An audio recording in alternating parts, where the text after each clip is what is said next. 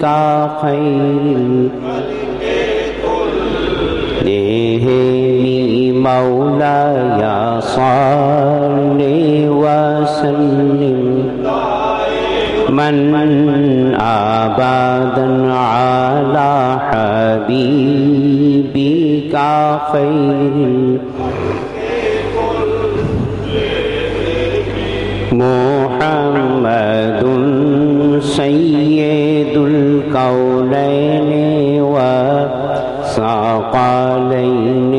والفريقين من عرب ومن عجم مولاي وسلم دائما أبدا على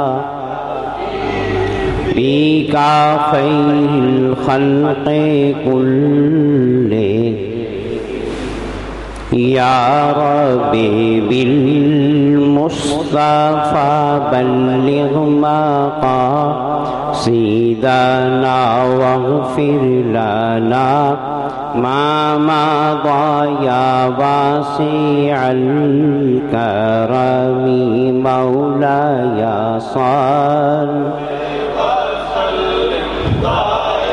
من أبدا على حبيبك خير فاغفر لناشدها واغفر لقارئها سألتك الخير يا ذا والكرم مولاي صل وسلم أبدا على حبيبك خير كلهم.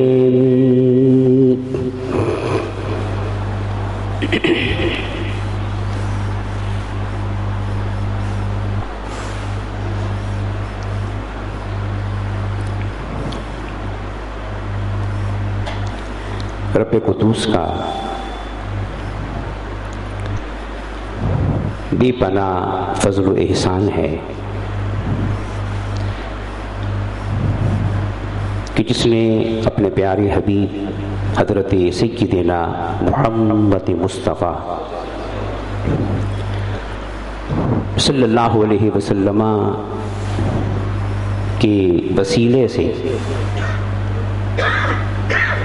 اس امت کو بخششوں اور مغفرتوں کے بے شمار تحائف عطا فرمائے.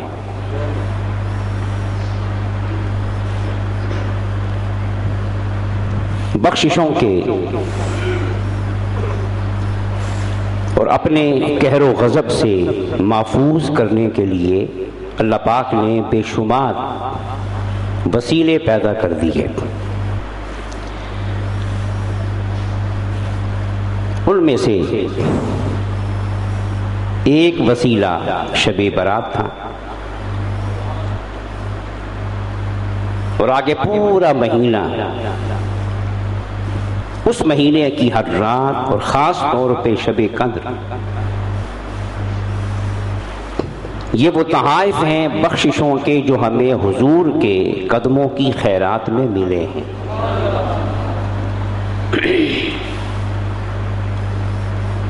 اللہ پاک ہمیں ان بخششوں کے خزانوں سے صحیح طور پر مستفیض ہونے کی توفیق عطا فرمائے.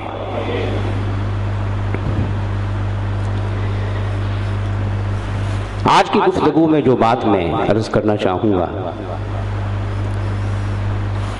میں نے شب برات کی محفل میں شروع میں عرض کیا تھا. ایک بات تو واضح رہے، میں اکثر کہا کرتا ہوں کہ ہمارے عقیدے کی بنیاد توحید ہے. کیا؟ اور توحید کا معنی کیا ہے؟ کہ خدا صرف یہی نہیں،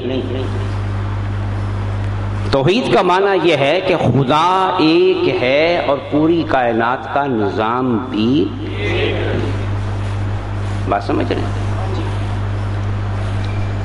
اس پوری کائنات کے کسی بھی نظام میں کہیں بھی تضاد، کیونکہ بنانے والا چلانے والا،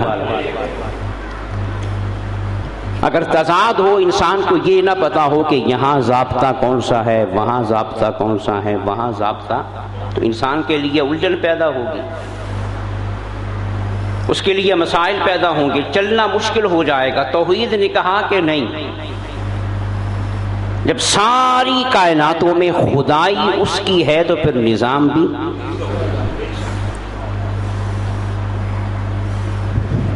اب میں نے عرض کیا تھا کہ نظام کیا ہے، سائنس کیا کہتی ہے کہ جس مقام پہ زمین پہ درخت زیادہ ہوں، جس مقام پہ زمین پہ درخت، وہاں پہ بارشیں بھی۔ اب یہ ایک اصول ہے، اب یاد رکھیں مادیت کا اصول بھی یہی ہے، روحانیت کا اصول بھی یہی ہے۔ ہاں، مادیت کا اصول بھی، روحانیت کا اصول بھی، کیونکہ دونوں کا خالق۔ اگر وہاں ضابطہ اور ہو، یہاں ضابطہ، تو پھر توحید نہیں رہتی۔ بات سمجھ رہے ہیں؟ عقیدہ توحید کا اثر اور عقیدہ توحید کا نتیجہ یہ ہے کہ جو اصول مادیت میں ہے وہی اصول۔ اب مادیت کا اصول کیا ہے کہ جہاں بولیے یہ جو مری میں بارشیں ہوتی ہیں تو کہتے ہیں نہیں مری سے درخت نہ کاٹو، درخت کٹ رہے ہیں، جنگلات ختم ہو رہے ہیں، بارشوں کی مقدار کم ہو رہی ہے، موسم میں تبدیلی آ رہی ہے، تو یہ کس کی وجہ سے ہے؟ درختوں کی وجہ سے۔ تو جہاں کہیں بھی جنگلات زمین پہ زیادہ ہوں گے تو وہاں پہ ابر رحمت بھی خوب برسے گا۔ بات سمجھ گئے؟ بس نیچے کا ماحول ہم نے بنانا ہے، اوپر کا ماحول خود بخود یہ سمجھنا کہ پہلے اوپر بنے پھر نیچے بنے، یہ غلطی ہے۔ یہ کیا ہے؟ ہم اپنی سستی کے باعث، کمزوری کے باعث، تن آسانی کے باعث، مخالفتوں کے باعث یہ طے کر بیٹھتے ہیں کہ پہلے اوپر بدلے گا تو پھر نیچے۔ یہ کیا ہے؟ آج کل ہم یہی ہوتا ہے نا، کہیں بیٹھے ہیں پورا گھنٹہ بحث ہوگی، ہو جی ایسے ہو گیا، ویسے ہو گیا، یہ ہو رہا ہے، وہ ہو رہا ہے، سارے کوسنے کے بعد اور دل کے سارے بھڑاس نکالنے کے بعد آخر میں زبان پہ کیا جملہ آتا ہے؟ جی اللہ بہتر کرے گا، پٹھے کم کرن لو سارے ہسی چنگے کرن لو۔ یہ مغالطہ ہے۔ یہ کیا ہے؟ اس مغالطے سے ہمیں نکلنا۔ آج میں اسی پر ایک دو باتیں پیش کروں گا۔ تو جب تک اپنا ماحول نہیں بدلے گا اوپر کا ماحول بھی تبدیل۔ اب یہاں سے یہ سائنس کا اصول ہے، اب میں آگے حوالہ دوں گا۔ تو یہاں سے کیا سمجھ میں آیا کہ تبدیلی اوپر سے نیچے آئے گی یا نیچے سے اوپر جائے گی؟ یہ ذہن میں بٹھا لیں، اوپر سے نیچے بلکہ نیچے سے نیچے والے بدلیں گے تو اوپر والا بھی۔ کہہ دو میں آیت پڑھنے لگا، اوپر والا بھی اور نیچے والے اپنے آپ کو نہ بدلیں اور دعائیں کریں، وظیفے پڑھیں، امیدیں کریں، راتوں کو جاگیں، سجدوں میں گریں اور کہیں کہ اوپر والا بدل جائے۔ تو یہ سائنس کے بھی خلاف ہے، قرآن کے بھی۔ اب قرآن نے کیا کہا؟ ان اللہ لا یغیر ما بقوم حتی یغیروا ما بانفسہم۔ بندو جب تک تم خود نہیں بدلو گے، جب تک تم، میں بے شک ہر شے پہ قادر ہوں، مگر قدرت اپنی جگہ، نظام قدرت اور نظام اپنی جگہ۔ تو جب تک اپنے آپ کو نہیں بدلو گے میں بھی تمہیں بدلنے والا۔ اب سائنس کا دیا ہوا اصول اور قرآن کا دیا ہوا اصول ایک ہوا کہ نہیں ہوا؟ بولیں۔ بس اوپر دیکھنے کی بجائے اپنے آپ کو دیکھیں، اوپر سے تبدیلی کی امیدیں رکھنے کی بجائے خود تبدیلی کا آغاز کریں۔ بس جب یہاں پودے لگیں گے، پھول کھلیں گے، جنگل بنیں گے، ماحول اچھا بنے گا، تو پھر رحمتوں کے بادل بھی آنا شروع ہو جائیں گے، پھر برسات بھی۔ تو یہ اصول کہ نیچے کا ماحول خود بدلنا ہے، اوپر کا ماحول بولیے خود بخود بدل جائے گا۔ میں نے وہ ایک مثال دی تھی کہ عرش کی نسبت کس کی طرف ہے؟ عرش کس کا ہے؟ اللہ کا۔ اور مدینے میں قبر کس کی ہے؟ بولیں۔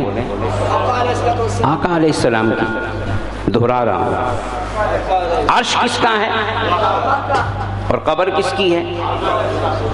وہاں نسبت ادھر کی عرش میں، اور یہاں پہ نسبت ادھر کی، مگر پوری امت کا متفقہ فیصلہ ہے کہ حضور کی قبر کا مقام عرش الہی سے بھی اعلیٰ ہے۔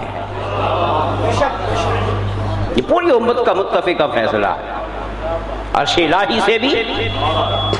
تو پھر اللہ نے کس کی نسبت کو آگے رکھا؟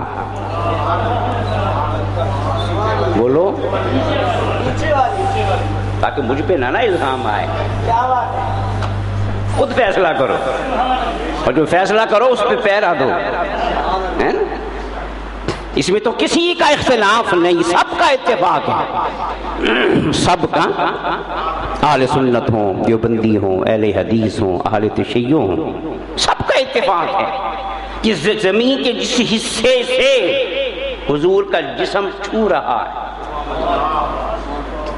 زمین کے جس حصے سے حضور کا جسم چھو رہا ہے وہ عرش الہی سے بھی اعلیٰ ہے۔ اسی طرح میں نے وہ عرض کیا تھا، اب یہاں پہ اللہ پاک نے کس کی نسبت کو آگے رکھا؟ اپنی نسبت کو کہ یار کی نسبت؟ ٹھیک ہے، اس کی تائید میں وہی بات جو میں نے پہلے بھی کہی کہ دو لفظ ہیں، ولی اور صحابی۔ ولی کس کا ہوتا ہے اور صحابی کس کا ہوتا ہے؟ یہ طے شدہ ہے، ولی کس کا ہے، صحابی۔ اب بتاؤ شان کس کی زیادہ ہے؟ نہیں سمجھ آئی؟ جو ضابطہ یہاں ہے وہی ضابطہ ولی کو نسبت، صحابی کو نسبت، تو کس کی نسبت آگے ہے؟ ولی اللہ کے سارے ولی بھی جمع ہو جائیں ایک صحابی کے قدموں کے برابر نہیں ہو سکتے۔ تو پھر جس زمین کے جس حصے سے نبی کا جسم چھو رہا ہے وہ جگہ عرش الہی سے بھی، عرش الہی سے بھی۔ اسی لیے ہم لوگ کہتے ہیں کہ مکے میں وہ مزہ نہیں جو مدینے میں ہے۔ اب ہم یہ نہیں کہہ رہے مولا خود کہہ رہا ہے، مولا خود کہہ رہا ہے، خود کہلوا رہا ہے۔ اب میں نے کیا بات کہی کہ جہاں نیچے کا ماحول وہاں اوپر والا بھی، گویا اللہ نے اوپر والے ماحول کو نیچے والے ماحول کے کیا کر دیا؟ اب آگے سنو، مدینہ کی سرزمین پہ مصطفیٰ کے قدم لگے تو پھر مدینے کا ماحول بدلا کہ نہیں بدلا؟ بولو، بدلا۔ حضور کے قدم مدینہ پہ لگے تو مدینے کا ماحول، اب اس سے حسین پودے کہاں ہوں گے؟ اس سے حسین باغ کہاں ہوگا؟ اس سے حسین گل کہاں کھلیں گے؟ اس سے حسین بہار کہاں پہ آئے گی؟ جب نیچے کا ماحول بدلا، حضور کے قدم لگنے سے تو اوپر کا ماحول بھی، اور کیسے بدلا کہ جنت کا ٹکڑا ریاض الجنہ کی شکل میں خود وہاں پہ چلا آیا. بولو چلا آیا کہ نہیں چلا آیا؟ حضور نے کیا فرمایا کہ میرے ممبر اور میرے گھر کے درمیان جو جگہ ہے یہ جنت کے باغوں میں سے ایک، بولو ایک باغ ہے. تو پھر ماحول بدلا کہ نہیں بدلا؟ وہ جنت کا ٹکڑا اتنا عاشق ہوا کہ اوپر نہیں رہا، بولو، اور حضور کے قدموں کے صدقے میں ہمارے قدموں کے نیچے آ گیا. اب وہاں پہ ہم چل پھر رہے ہیں. وہاں پہ مکے میں جنت کا ٹکڑا ہے نہیں. مکے میں 1,00,000 ثواب ضرور ہے، مگر جنت کا ٹکڑا وہ نبی کے قدموں میں ہے. ٹھیک ہے نا؟ میں آپ کو بتا رہا ہوں کہ اپنے آپ کو بدلیں گے حضور کے صدقے میں تو خدا کی قسم ماحول بھی بدل جائے گا. اور اگر یہ امید کریں کہ پہلے ماحول بدلے پھر ہم بدلیں تو یہ قیامت تک. جانوروں کے لیے یہ امید رکھنا تو انہیں تو زیب دیتا ہے، مگر جس کو اللہ نے خلیفہ بنایا اس کو نہیں زیب دیتا. بولیں کہ وہ پکی پکائی پہ کناز کرے، نہیں، اپنی پکاؤ اور اپنی کھاؤ، خود ماحول بناؤ، پھر دیکھو اوپر کا ماحول تبدیل ہوتا ہے کہ نہیں ہوتا. اور یہاں پہ آپ نے غور کیا، حضور نے فرمایا کہ ما بین بیتی و منبری. الفاظ پہ غور کریں. حضور نے فرمایا کہ میرے گھر کس کا؟ و منبری، اور میرے ممبر کس کا؟ حالانکہ ممبر مسجد کا ہوتا ہے. کیوں بھئی؟ ممبر مسجد کا حصہ ہے، مسجد کے علاوہ کہیں اور پہ ممبر ہوتا ہے؟ بولیں. مگر ممبر کا ذکر کرتے ہوئے حضور نے یہ نہیں فرمایا کہ مسجد نبوی کا ممبر. کچھ لوگ کہتے ہیں کہ مدینے جاؤ تو قبر کی نیت نہ کرنا، مسجد کی نیت کرنا. مسجد حضور کے مزار کی نیت نہ کرنا. کچھ لوگ کہتے ہیں، آپ کو بھی ملیں گے، کہ مدینے جاؤ تو حضور کے مزار کی نیت نہ کرنا، مسجد کی نیت کرنا. اب اس حدیث کو پڑھ کے بتاؤ کس کی نیت کرو گے؟ سبحان اللہ، نعرہ تکبیر، نعرہ رسالت، نعرہ تحقیق، نعرہ حیدری. ارے گھر تو حضور کا تھا، وہ تو تھا، ممبر تو مسجد کا تھا. ممبر تو مسجد کا تھا تو وہاں پہ مسجد نبوی کا ذکر ہو جاتا، مگر نہیں، مصطفیٰ نے ضابطہ بتا دیا، اصول بتا دیا، جوہر بتا دیا کہ کمال پھوٹتا کہاں سے ہے،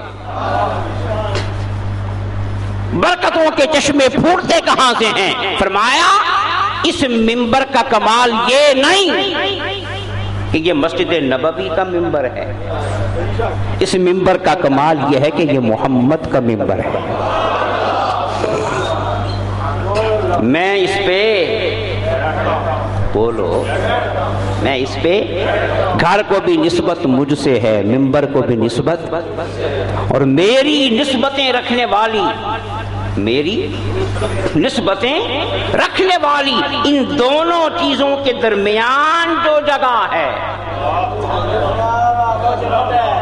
میری نسبتیں آئے شروع میں بتا دیا نا. اللہ نے اپنی نسبت کی بجائے نسبت مصطفیٰ کو، بولو آگے رکھا ہے. یہ اس کا کرم ہے. وَتُعِزُّ مَن تَشَاءُ، وہ جس کو چاہے عزت دے دے. جب اس نے یار کو محبوب بنایا تو پھر محبوب والا پروٹوکول بھی دیا. سکا مکا محبوب نہیں بنایا، محبوب والا پورا. کوئی دنیا کا عاشق اپنے محبوب سے کیا پیار کرے گا جو عرش والے نے مدینے والے سے کیا. اور دنیا کا کوئی دیوانہ اپنے محبوب کو کیا عزت دے گا جو اس یکتا نے اس یکتا کو دی ہے؟ تو پھر بولیے، فرمایا کہ میرے منبر، میرے گھر اور میرے ادھر بھی میرا، ادھر بھی، بس سمجھ جائیں کہ پھر اس جنت کا ٹکڑا جو یہاں پہ بنا ہے وہ کس کی نسبت کا فیض ہے، کس کی نسبت کا؟ تو یہ تو ایک بات میں نے عرض کر دی کہ اللہ نے اپنی نسبت کی بجائے نسبت مصطفیٰ کو، بولو نسبت مصطفیٰ کو آگے رکھا۔ اور جو دوسری بات میں اصل عرض کر رہا ہوں کہ نیچے کا ماحول ہم بنائیں گے تو اوپر کا ماحول، بولیں، حضور نے ماحول بنایا، مدینے میں آئے تو برکتیں کیا آنی، جنت خود چلی آئی، جنت۔ بس یہ ذہنوں سے نکال دو کہ اوپر والا بدلے گا تو ہم بدلیں گے، نہیں، ہم بدلیں گے کیا؟ اس لیے کہ ہم دانا چگنے والے جانور نہیں ہیں، اس کے جانوروں کا معاملہ اور ہے، خلیفہ کا معاملہ، ہمیں اس نے علم دیا ہے، سمیع بنایا، بصیر بنایا، عقل دی، ارادہ دیا، اختیار دیا، قدرتیں دی، اقتدار دیا، بے شمار خوبیوں سے اس 6 فٹ کے انسان میں اللہ نے خدا کی قسم ساری کائنات کو سمو دیا۔ اب یہ کہے کہ وہ بدلے گا تو میں بدلوں گا، تو یہ اس کی عطا کی توہین نہیں ہوگی؟ بولو، اس کی عطا کی، اس لیے ہم بدلیں گے تو وہ، تو نیچے کا ماحول بنے گا تو اوپر کا بھی۔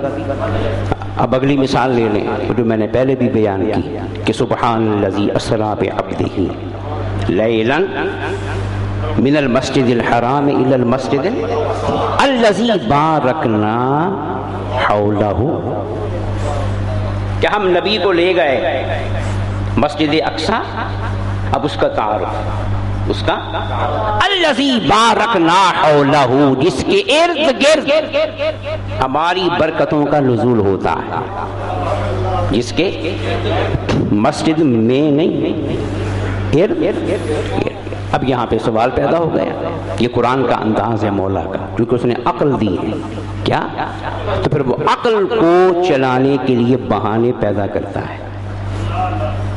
تھوڑا سا بات کو مخفی کر دیا، خود کچھ بیان کر دی، باقی چھوڑ دی، تاکہ یہاں پہ انسان اپنی سوچے۔ اس لیے میں نے کہا تھا نا، قرآن نے سوچنے والا ذہن بنایا، اس لیے حضور سے پہلے ہزاروں سالوں میں وہ سائنسی ترقی نہیں ہوئی جو حضور کے بعد ہوئی۔ اس کی وجہ کیا ہے کہ قرآن نے، اسلام نے سوچنے والا ذہن، قرآن کو سمجھنے کے لیے عقل کے بغیر گزارا، وحی اور عقل دونوں ساتھ ساتھ چلیں گے۔ تو مولا فرماتا ہے کہ وہ مسجد اقصی کے جس کے ارد گرد ہماری برکتوں کا نزول ہوتا ہے۔ اب علماء نے سوال کیا یہ کیا ہو گیا؟ تو جواب کیا ملا کہ مسجد اقصی کے چاروں طرف نبیوں کے مزار ہیں، نبیوں کے، تو جہاں مزار ہیں وہاں کیا آ گئی؟ تو کیا اصول نکلا کہ نیچے کا ماحول بنے گا تو اوپر کا بھی، بولو نا، بلکہ یہاں مولا نے مسجد کا اور اپنے پیاروں کے مدفن کا موازنہ کر دیا۔ کیا کر دیا؟ مزے کی بات نہیں، ایک ہی بات میں دو باتیں سمجھا دیا۔ فرمایا بے شک میری مسجد ہے، مگر میں مسجد نہیں دیکھ رہا، میں تو اپنے پیاروں کو دیکھ رہا ہوں، اور جس کو میں دیکھوں گا برکتیں بھی، برکتیں بھی۔ تو یہ چاروں طرف برکتوں کا اترنا کس بات کی نشاندہی ہے کہ نیچے کا ماحول بدلے گا تو اوپر کا بھی بدلے گا۔ بات سمجھ رہے ہیں؟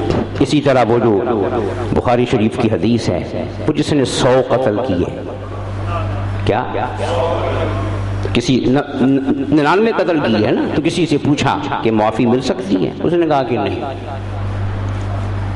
اور معافی یہ گروپ اس وقت بھی تھا جو آج شب برات کا مخالف ہے نا؟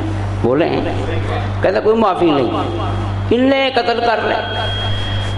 پھر کسی ہم جیسے سے ملا، اس نے کہا مل جائے گی، مل جائے گی، مگر ملے گی کیسے؟ وہ ایک ولیوں کی بستی، اور اس واقعے کو کوئی تاریخ نگار بیان نہیں کر رہا، زبان مصطفیٰ بیان کر رہی. بات سمجھ رہے ہیں؟ اور یاد رکھیں قرآن حضور کی زبان سے نکلے تو وہ بھی وحی، اور حدیث حضور کی زبان سے نکلے تو وہ بھی حضور نے کوئی کتاب نہیں پڑھی، کسی تاریخ کا مطالعہ، سارا مطالعہ ادھر سے ہوتا ہے. مگر کسی کو قرآن بنا دیا، کسی کو حدیث بنا دیا، اسے وحی جلی کہتے ہیں، اسے وحی خفی کہتے ہیں، مگر وہ بھی وحی ہے، یہ بھی وحی ہے. کسی نے کہا ولیوں کی بستی میں جا، وہاں پہ جا کے معافی مانگ مل جائے گا، تو یہ کیا ہے؟ اگر اوپر کا ماحول دیکھنا ہے تو مولا تو ہر جگہ پہ ایک جیسا ہے. بولو کہہ سکتے ہو کہ مولا مکے میں زیادہ ہے، فیصل آباد میں تھوڑا ہے؟ کہو تو پھر مکے مدینے کیوں جانے گا؟ وہ تو اپنی ساری شانوں کے ساتھ اور اپنی ساری صفات کے ساتھ ہر جگہ پہ ایک جیسا، تو پھر کہیں سے بھی مانگ لو. کیا کہیں سے بھی مانگ لو؟ اس نے کہا نہیں ولیوں کی بستی میں جا، کیوں کہ ماحول وہاں پہ ہے. کیا وہاں چونکہ نیچے کا ماحول اچھا ہے تو اوپر والا بھی. جس نے پہلے کہا تھا نا کہ معافی نہیں ملنی، اس نے یہ ماحول دیکھا ہے، میں نے وہ دیکھا ہے، میں نے وہ ماحول دیکھا ہے. اس ماحول میں جا تو وہاں پہ برکتوں کا نزول ہے، رحمتوں کا نزول ہے، بخششوں کا نزول ہے. وہاں جا کے معافی مانگے گا، مجھے یقین ہے معافی مل جائے گی. اور پھر مل گئی. کیا مولا نے فرشتوں سے کیا کہا؟ جگہ ناپو، جہاں مرا ہے رستے میں مر گیا، پہنچ نہیں سکا رستے میں. ایسی موت بھی سبحان اللہ ولیوں کی بستی کی طرف جاتے ہوئے آ گئے. ٹھیک ہے، جنتی فرشتے بھی آئے، جہنمی بھی آئے. جنتیوں نے کہا ارادہ صحیح تھا، ہم لے کے جائیں گے. جہنمیوں نے کہا توبہ ابھی کی تو نہیں تھی، ہم لے کے جائیں گے. مولا نے کہا پھر اس مسئلے کو حل کرتے ہیں. مولا نے پھر ارادے کی بنیاد پہ نہیں بخشا، جس بنیاد پہ فرشتے آ گئے تھے وہ بھی بخشش کا بہانہ تھا، مگر بخشا فرمایا یہاں سے جگہ ناپو، دیکھو گھر کے قریب زیادہ ہے یا ولیوں کی بستی ہے؟ قریب گھر کے تھا. فرشتے لگے ناپنے. مولا نے زمین سے کہا ادھر والی زمین سے سمٹ جا. آج میں نے اپنے ولیوں کی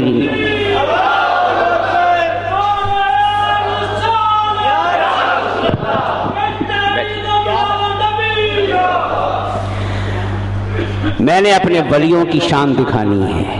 سمٹ جا. سمٹ گئی. کتنی؟ صرف ایک بالش. فرشتوں نے کہا کہ مولا صرف ایک بالش برابر یہ گھر کے مقابلے میں تیرے پیاروں کی بستی کے قریب ہے. فرمایا جاؤ، بخش دیا. جو قریب ہونے پہ بخشا گیا تے بچکارا آ جائے. بولو نا. بس بتانا یہ ہے کہ یہ مت کہو یہ جملہ، یہ سوچ اسلام کی تعلیمات کے خلاف ہے کہ وہ بدلے گا تو بدلیں گے. نہیں، اس نے حضور کو بھیج کے کرم کی انتہا کر دی ہے. اب کوئی شے اس کے خزانے میں باقی نہیں جو اس نے ہمیں دینی ہے، نبی کے صدقے میں دے دی ہے. انا آتیناکل، اب برتنا ہمارا کام ہے، اس سے فائدہ اٹھانا. بولو اب کوئی نئی شے وہاں سے. بولو نا. حضور سب کچھ لے آئے، ہمیں دے دیے، ہم اسے ضائع کرتے پھریں، سستی کا شکار ہو جائیں، الگ معاملہ ہے. مگر اس کی بارگاہ سے عطا میں کوئی نقص نہیں رہا، کوئی کمی۔ بس شب برات کا یہی پیغام ہے کہ اپنے آپ کو بولو بدلیں، انشاءاللہ جہاں بدلا ہوا بیٹھے گا وہاں بدلیاں آ جائیں گی، وہاں بدلیاں۔ میں نے واقعہ نہیں سنایا تھا، حضور محدث اعظم پاکستان کا، وہ گھر میں سایہ ہو گیا، کوئی تعویذ نہیں بھیجا، ابا جی کو بھیجا، قبلہ مفتی صاحب کو بھیجا، میرا ڈنڈا لے جاؤ فرش پہ کھڑکانا اور کہنا کہ ہمیں سردار احمد نے بھیجا ہے، جو کوئی یہاں پہ ہے یہاں سے دفع ہو۔ یہ اصل تعویذ ہے، اصل کمال ہے۔ اپنے آپ کو بدلیں گے، خدا کی قسم اللہ کے بندے کے قدم جہاں جہاں لگتے جائیں گے وہ جگہ برکتوں کا چشمہ بنتی چلی جائے گی۔ اس لیے کسی اور چکر میں پڑنے کی بجائے یہ دن آگے تربیت کے آ رہے ہیں، رمضان کا مہینہ آ رہا ہے، اس میں عہد کرو کہ اپنے آپ کو بدلیں گے، ورنہ امت کا حال نہیں بدلے گا۔ میں آپ کو بتا دوں، بڑی جوتیاں کھا لی ہیں، ذلیل ہو گئے ہیں، رسوا ہو گئے ہیں، در بدر کی ٹھوکریں کھا رہے ہیں۔ کون بدلے گا؟ کوئی نہیں بدلے گا۔ ہم نے خود اپنے آپ کو بدلنا ہے، اپنے آپ کو بدلنا ہے۔ حرام سے بچو، بدی سے بچو، گناہ سے بچو، نفس کی کارستانیوں سے بچو، شیطان کے حملوں سے بچو، اچھی صحبتوں میں بیٹھو، اپنے آپ کو اچھا بناؤ، برکتوں والا بناؤ، کسی وظیفے کے محتاج نہیں رہو گے، کسی تعویذ کے محتاج نہیں رہو گے، کسی اور شے کے محتاج نہیں رہو گے۔ خدا کی قسم برکتیں تمہارے ہم قدم ہوں گی، ہم رکاب ہوگی، تمہارے کندھے سے کندھا ملا کے چلے گی، جہاں جہاں تم جاؤ گے وہاں وہاں برکتوں کا نزول ہوتا چلا جائے گا۔ اس لیے وہ امام احمد رضا نے کہا نا کہ نعمتیں بانٹتا، نعمتیں بانٹتا جس سمت وہ ذیشان گیا مدینے والا۔ یہ نعمتیں بانٹتا جس سمت وہ ذیشان گیا، ساتھ ہی منشی رحمت کا قلمدان گیا۔ جہاں جہاں حضور گئے وہاں وہاں، اور جہاں جہاں حضور کا سچا غلام گئے وہاں وہاں کیا جائیں گے؟ بولو نا، برکتیں جائیں گی۔ بس یہ عہد کرو کہ ہم نے اپنے آپ کو، زمانہ بدلے نہ بدلے، پڑوسی بدلے نہ بدلے، گلی محلے والے بدلے نہ بدلے، ہم نے اپنے آپ کو انشاءاللہ جب یہ بدلے گا، عمل بدلے گا، کردار بدلے گا، تو خدا کی قسم اوپر کا سارا ماحول بھی اللہ تعالی ہم سب کو نیک عمل کی توفیق عطا فرمائے۔